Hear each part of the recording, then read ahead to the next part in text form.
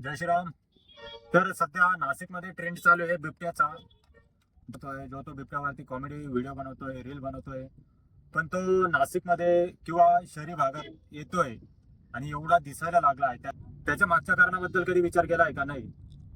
एक मूवी आला होता मराठी, मुळशी पॅटर्न. त्याच्यात राहुल्या होता. त्या राहुल्याचा डायलॉग खूप फेमस झाला होता, माहितीये का? तो डायलॉग होता, तुम्ही आमच्या जमिनी खाल्ल्याय तर आम्ही तुम्हाला खाणारच ना. हा डायलॉग बिबट्याला एकदम परफेक्ट बसतो. हा विचार केलाय का तुम्ही?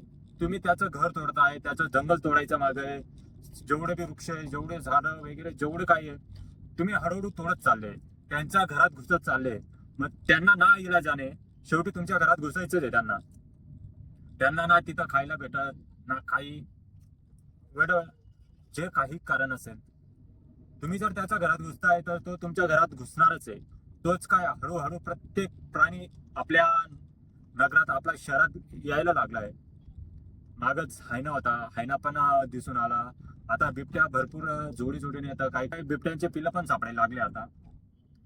तर याचं कारण हेच की जर आपण त्यांच्या घरात घुसलो तर त्यांना शेवटी त्यांचं घर जर उद्ध्वस्त करत चाललोय तर ते पण शेवटी आपल्या घरात घुसणारच आहे. कारण की तो नाईलाज आहे त्यांना.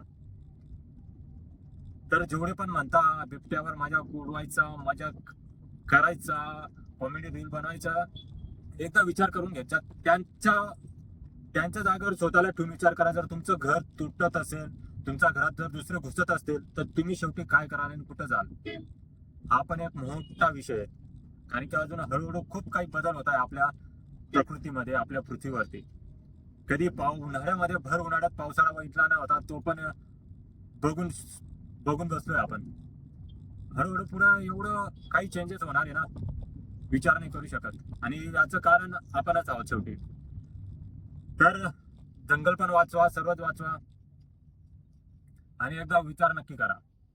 नाशिकमध्ये काय येतोय, बिबट्या शहरात का घुसायला लागलाय? जर तुम्ही त्याच्या घरात घुसले नाही तर तो घुसणारच नाही तुमच्या घरात पण.